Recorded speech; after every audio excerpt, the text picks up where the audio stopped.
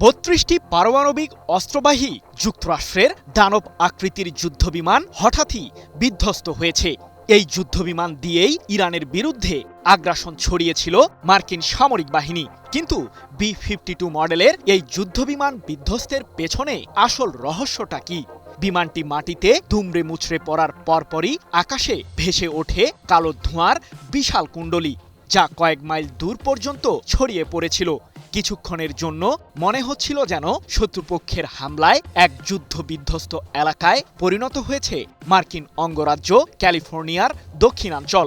এই ঘটনায় এখন পর্যন্ত 2 জন ক্রু সদস্য সহ অন্তত 8 জন নিহত হয়েছে। যুক্তরাষ্ট্রের সামরিক বাহিনীর মাঝে দ্য বাফ নামে পরিচিত এই দানব যুদ্ধবিমানটির কি কোনো বিশেষত্ব রয়েছে? প্রশ্ন হলো, বিধ্বস্তের আগে কি করছিল B-52 মডেলের এই বোমারু বিমানটি? যুক্তরাষ্ট্রের জন্য যেন এক কালো অধ্যায়। মার্কিন প্রেসিডেন্ট ডোনাল্ড ট্রাম্প অত্যন্ত গর্বের সাথেই সম্প্রতি দাবি করেছিলেন যে যুক্তরাষ্ট্রের কাছে আছে পৃথিবীর সবচেয়ে শক্তিশালী বোমারু বিমান B-52, যা দিয়েই মূলত ইরানের পারমাণবিক কেন্দ্রগুলোতে সাম্প্রতিক যুদ্ধে হামলা চালিয়েছিল মার্কিন সামরিক বাহিনী। কিন্তু বাংকার বাস্টার বোমাবাহী এই যুদ্ধবিমানও তেহরানের শক্তির কাছে হয়েছে ব্যাপক লাঞ্ছিত। কারণ সমরবিদদের দাবি, যুক্তরাষ্ট্রের B-52 মডেলের বোমারু বিমান দিয়েও ইরানের পারমাণবিক কেন্দ্রগুলো পুরোপুরি ধ্বংস করা সম্ভব নয়। ইরানের বিরুদ্ধে এমন আগ্রাসনে এবার যেন প্রকৃতির বিচারের মুখোমুখি হল যুক্তরাষ্ট্র। 15 জুন যুক্তরাষ্ট্রের স্থানীয় সময় সকাল 11:20 ঘটল মার্কিন সামরিক বাহিনীর ইতিহাসে বিরল এক ঘটনা, যার জন্য হয়তো মোটেও প্রস্তুত ছিলেন না মার্কিন প্রেসিডেন্ট ট্রাম্প। ভয়াবহ দুর্ঘটনার শিকার হয়েছে B-52 মডেলের একটি বোমারু বিমান। ক্যালিফোর্নিয়ার দক্ষিণাঞ্চলে অবস্থিত যুক্তরাষ্ট্রের এডওয়ার্ডস বিমান ঘাঁটিতে নিয়মিত প্রশিক্ষণের সময়ই হঠাৎই বিধ্বস্ত হয় এই দানবাকৃতির যুদ্ধবিমানটি। 16 জুন এক প্রতিবেদনে বিষয়টি নিশ্চিত করেছে ব্রিটিশ সংবাদ মাধ্যম BBC। জানা গেছে, মার্কিন ওই সামরিক ঘাঁটির রাডার আধুনিকীকরণের কাজেই জড়িত ছিল B-52 মডেলের বোমারু বিমানটি। তবে প্রশিক্ষণের সময় উড্ডয়নের পরপরই বিধ্বস্ত হয় যুদ্ধবিমানটি। এই ঘটনায় কমপক্ষে 8 জন নিহতের তথ্য জানিয়েছে মার্কিন সামরিক বাহিনী। নিহতদের মধ্যে বেসামরিক মানুষও রয়েছেন।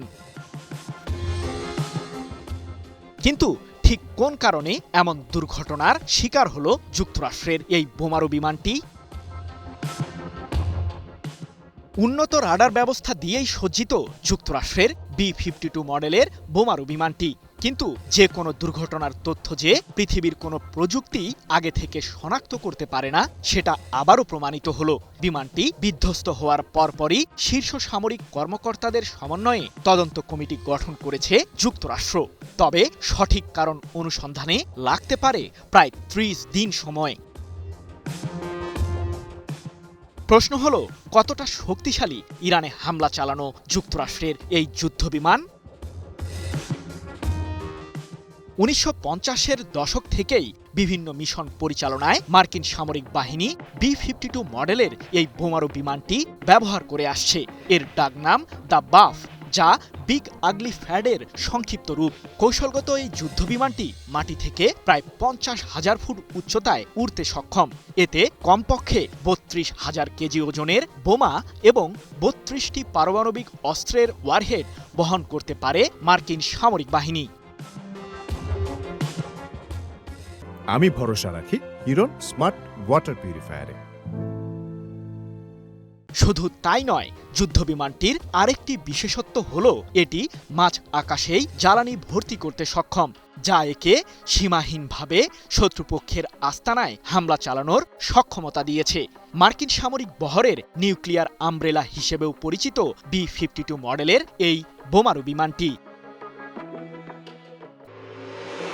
যুক্তরাষ্ট্র ইসরায়েলকে পরাজিত করে কি মধ্যপ্রাচ্যের অভিভাবকে পরিণত হয়েছে ইরান? তাহলে কি ইহুদিবাদীদের আধিপত্যকে গুড়িয়ে দিতে সফল হয়েছে তেহরান? একটি নয়, দুটি নয়, মধ্যপ্রাচ্যে থাকা যুক্তরাষ্ট্রের কমপক্ষে ২১টি সামরিক ঘাঁটিকে দুমড়ে মুচড়ে ফেলেছে ইরানের চৌকস সামরিক বাহিনী। তেহরানের এমন দাপটে রীতিমতো কাবু হয়েছে ইহুদিবাদীরাও। তবে কি আরেক পরাশক্তি হিসেবে বিশ্বের বুকে মাথা উঁচু করে দাঁড়াতে চলেছে ইরান? এরই মাঝে জানা গেছে ইরানের সকল দাবি দাওয়া মেনে নিয়ে দেশটির সাথে যুদ্ধ বন্ধের ইস্যুতে সমঝোতা করতে চলেছে মার্কিন প্রশাসন। প্রশ্ন হলো, মধ্যপ্রাচ্য পরিস্থিতি কি তাহলে এবার শান্ত হতে চলেছে? মধ্যপ্রাচ্যে সামরিক আস্তানা গেড়ে অঞ্চলটিতে ইরান বিরোধী নানান ষড়যন্ত্রে জড়ায় যুক্তরাষ্ট্র ও ইসরায়েল। কারণটা বেশ পরিষ্কার। পারস্য উপসাগরীয় অঞ্চলে ইহুদিবাদীদের আধিপত্যবাদকে চ্যালেঞ্জ জানাতে সবসময় দৃঢ় অবস্থান দেখিয়ে আসছে ইরান। এমনকি বিশ্বের অন্যতম শক্তিশালী সামরিক বাহিনীকে যুদ্ধের ময়দানে রুখে দিতেও পিছপা হয়নি তেহরান। যদিও সাম্প্রতিক এই যুদ্ধের আগে মার্কিন প্রেসিডেন্ট ডোনাল্ড ট্রাম্প ভেবেছিলেন ইরানিদের মাঝে বিভেদ তৈরি করে দেশটির সরকারকে উৎখাত করতে সফল হবে যুক্তরাষ্ট্র। সেই সাথে সামরিক চাপ প্রয়োগ করে ইরানের ভিত্তিটাই নড়বড়ে করে দেবে ইহুদিবাদীরা। কিন্তু ভাগ্যের নির্মম পরিহাসে মধ্যপ্রাচ্যে এখন যুক্তরাষ্ট্র নিজেই রয়েছে অস্তিত্ব সংকটের মুখে। কেবলমাত্র ব্যালিস্টিক মিসাইল ও আত্মঘাতী ড্রোন দিয়ে শত্রুপক্ষের বিরুদ্ধে উত্তাপ তৈরি করে ইরান বিশ্বকে দেখিয়েছে যে সঠিক রণকৌশল আর জনগণের সমর্থন থাকলেই যে কোনো যুদ্ধে জয় পাওয়া সম্ভব। তবে এই বাস্তবতাকেই হয়তো মানতে নারাজ ইসরায়েলের প্রধানমন্ত্রী বেনিয়ামিন নেতানিয়াহু। তাই তো ইরানের বিরুদ্ধে ষড়যন্ত্রের ছক আঁকতে এখনো মরিয়া ইহুদিবাদী শাসক। যদিও এক্ষেত্রে তার ঘনিষ্ঠ বন্ধু ট্রাম্প হয়ে দাঁড়িয়েছেন পথের মূল কাঁটা। নেতানিয়াহুকে একজন কঠিন প্রকৃতির মানুষ আখ্যা দিয়ে মার্কিন প্রেসিডেন্ট ট্রাম্প বলেছেন, ইরানের সাথে সমঝোতা করার জন্য যুক্তরাষ্ট্রের প্রতি ইসরায়েলের কৃতজ্ঞ হওয়া উচিত। কারণ ইরানের কাছে যদি পারমাণবিক অস্ত্র থাকত তাহলে ইসরায়েল ২ ঘন্টাও টিকত না। তবে শেষ মুহূর্তে ইরান চুক্তি সই করতে রাজি না হলে দেশটির বিরুদ্ধে আবারও আক্রমণ চালাবে যুক্তরাষ্ট্র। তাহলে কি ইরানের সাথে সমঝোতার মাধ্যমেই দেশটির কাছে আত্মসমর্পণ করতে চলেছে যুক্তরাষ্ট্র ইসরায়েল? এক রাতের মাঝেই ইরানি সভ্যতাকে বিলীন করে দেওয়ার হুমকি দিয়েছিলেন মার্কিন প্রেসিডেন্ট ট্রাম্প। এরপরই বিশ্বজুড়ে শঙ্কা ছড়িয়ে পড়ে যে যুক্তরাষ্ট্র হয়তোবা পারমাণবিক অস্ত্রের মাধ্যমেই ইরানকে ধ্বংস করার ষড়যন্ত্র করছে। কিন্তু হরমুজ প্রণালীর মতো কৌশলগত বাণিজ্যিক চ্যানেলে ইরানের সামরিক বাহিনীর শক্ত অবস্থান আর রাশিয়া ও চীনের মতো বন্ধু রাষ্ট্রগুলোর সমর্থনে মার্কিনীদের ঘায়েল করেছে তেহরান। JBS Holdings Limited। তাই তো দৃঢ় চিত্তেই ইরানের সশস্ত্র বাহিনীর কমান্ড সেন্টার খাতামাল আম্বিয়া কেন্দ্রীয় সদর দপ্তর জানিয়েছে, সাম্প্রতিক যুদ্ধে আমাদের জনগণের সহনশীল অবস্থান এবং ইরানের চৌকস সশস্ত্র বাহিনীর রণকৌশলের সামনেই পরাজিত হয়েছে ইহুদিবাদীরা। পাশাপাশি হুথি বিদ্রোহী ও লেবাননের সশস্ত্র গোষ্ঠী হিজবুল্লাহর মতো প্রতিরোধ ফ্রন্টের কারণেই যুক্তরাষ্ট্র ইসরায়েল এখন আত্মসমর্পণে বাধ্য হয়েছে। শত্রুপক্ষের বিরুদ্ধে প্রতিরোধই একমাত্র বিজয়ের পথ। ইরানের বিরুদ্ধে যুক্তরাষ্ট্রের দাপট ধূপে টিকল না, উল্টো ইরানের পাল্টা দাপটে নিজেই কুপকাত হল যুক্তরাষ্ট্র। তবে কি যুক্তরাষ্ট্রের দাপটে পাল্টা দাপট দেখিয়ে যুদ্ধে জয়ী হয়েছে ইরান? যুদ্ধের পর ইরান কি পরাশক্তিরূপে আবির্ভূত হবে? ইরানের বিরুদ্ধে তখন কেউ আর যুদ্ধ করার দুঃসাহস দেখাবে না। দীর্ঘদিনের পাল্টাপাল্টি হামলা ও সংঘর্ষের পর অবশেষে ইরান যুক্তরাষ্ট্র ঐতিহাসিক চুক্তির মাধ্যমে শেষ হতে চলেছে মধ্যপ্রাচ্যের রক্তক্ষয়ী ও ধ্বংসাত্মক সংঘাত। সম্প্রতি মার্কিন প্রেসিডেন্ট ডোনাল্ড ট্রাম্প নিজের সামাজিক যোগাযোগ মাধ্যম ট্রুথ সোশ্যালে এক পোস্টে ইরানের সাথে যুদ্ধ শেষ করার পাশাপাশি একটি আনুষ্ঠানিক চুক্তির ঘোষণা করেন। আর এই ঘোষণার পরপরই বিশ্বজুড়ে তোলপাড় পড়ে যায়। বিভিন্ন বিশ্লেষকদের মতে এটি একটি নির্ণায়ক মুহূর্ত এবং মধ্যপ্রাচ্যের শক্তির সমীকরণ বদলে দেওয়ার মতো ঘটনা। মার্কিন ইসরায়েলি শক্তি মিলেও ইরানকে পরাজিত করতে ব্যর্থ হয়েছে। যুক্তরাষ্ট্রের সেই দুর্দান্ত প্রতাপ আর ইসরায়েলের আগ্রাসী মনোভাব পারস্য ভূমিতে এসে লুটিয়ে পড়েছে। বছরের পর বছর ধরে এত চাপ, নিষেধাজ্ঞা আর অবরোধের পরও ইরান মাথা উঁচু করে টিকে ছিল। কিন্তু একসময় দেশটির বিরুদ্ধে সরাসরি আগ্রাসন শুরু করে মার্কিন ইসরায়েলি শক্তি। কিন্তু মার্কিন ইসরায়েলি আগ্রাসনের বিরুদ্ধেও দাপটের সাথে প্রতিরোধ চালিয়ে যায় ইরান। মার্কিন ইসরায়েলি আগ্রাসনই শেষে কিনা ইরানের জন্য উল্টো সাপে বরে পরিণত হল। মার্কিন ইসরায়েলি শক্তির বিরুদ্ধে যুদ্ধ করে ইরান শিখে গেছে কিভাবে প্রতিরোধ জারি রাখতে হয়। ফলে এখন কেউ আর ইরানের বিরুদ্ধে আগ্রাসন চালানোর দুঃসাহস দেখাবে না। ইরান শুধু প্রতিরোধই করেনি, শত্রুর বিরুদ্ধে ধ্বংসাত্মক হামলাও চালিয়েছে, যা যে কোনো শক্তির বিরুদ্ধে লড়াইয়ে দেশটিকে অনেক বেশি আত্মবিশ্বাসী করে তুলেছে। অনেক বিশ্লেষকেরা এই বিষয়টিকেই ঐতিহাসিক এবং নির্ণায়ক মুহূর্ত হিসেবে তুলে ধরছেন। এমনকি বিশ্লেষকেরা আরও বলছেন, মার্কিন ইসরায়েলি শক্তির বিরুদ্ধে যুদ্ধ করে ইরান নিজেকে পরাশক্তিরূপে আবির্ভূত করেছে। এর মাধ্যমে ইরান শুধু মাথা উঁচু করেই নয়, পূর্ণ স্বাধীনতা আর মর্যাদার সাথে টিকে থাকবে। আগামী শুক্রবার সুইজারল্যান্ডে আনুষ্ঠানিকভাবে চুক্তি করতে চলেছে ইরান ও যুক্তরাষ্ট্র। চুক্তির বিষয়টি নিয়ে সম্মতি জানিয়েছে ইরানও। এই চুক্তির মাধ্যমে ইরানের সকল দায়দাবি পূরণ হতে চলেছে। এর আগে ইরানকে যুক্তরাষ্ট্রের দায়দাবি মেনে নিয়ে চুক্তিতে বাধ্য করতে চেয়েছিল যুক্তরাষ্ট্র, কিন্তু ইরান তা মেনে নেয়নি। আমাদের উঠে দাঁড়াতে হবে, স্পিড সকল অন্যায়ের বিরুদ্ধে রুখে দাঁড়ানোর এনার্জি পার্টনার। আর এতে করে আবারও যুদ্ধে জড়ায় ইরান ও যুক্তরাষ্ট্র। টানা ৩ রাত ধরে চলা যুদ্ধে ইরানের শক্তিশালী হামলার মুখে দেশটির দায়দাবি মেনে নিয়েই যুদ্ধবন্ধের পথে হাঁটে যুক্তরাষ্ট্র। এর মাধ্যমে যুদ্ধে ইরানের সংগ্রাম আর দৃঢ়তার জয় হয়েছে মানবতা আর সত্যবাদিতার। আর এর মাধ্যমে সাম্রাজ্যবাদী শক্তির বিরুদ্ধে যুদ্ধ করে নিজেকে পরাশক্তিরূপে আবির্ভূত করল ইরান।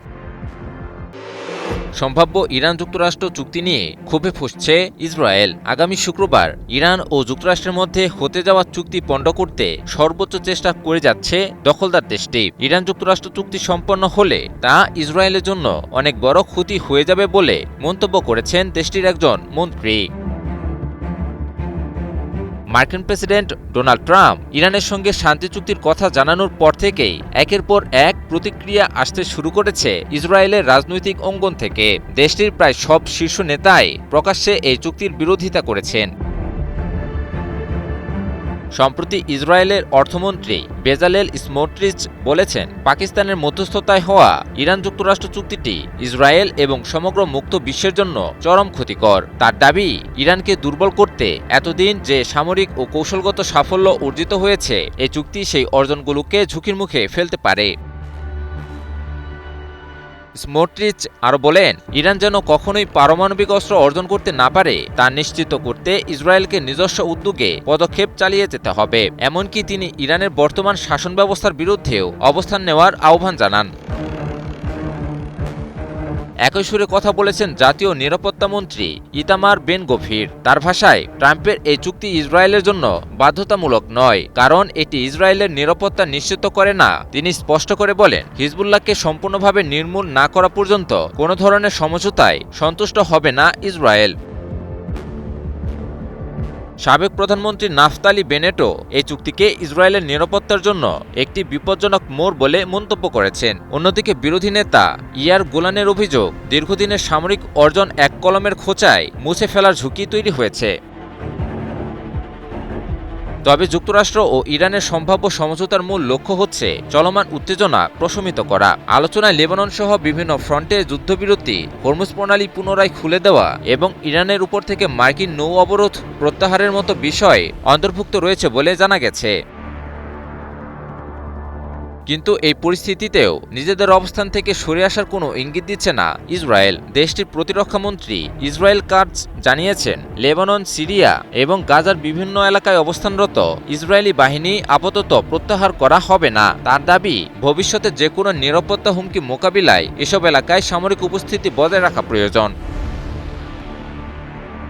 বিশ্লেষকদের মতে, সম্ভাব্য ইরান যুক্তরাষ্ট্র চুক্তি বাস্তবায়িত হলে মধ্যপ্রাচ্যের কৌশলগত সমীকরণে বড় ধরনের পরিবর্তন আসতে পারে। আর সেই কারণেই এই সমঝোতাকে নিজেদের দীর্ঘমেয়াদী নিরাপত্তা ও আঞ্চলিক প্রভাবের জন্য চ্যালেঞ্জ হিসেবে দেখছে ইসরায়েল।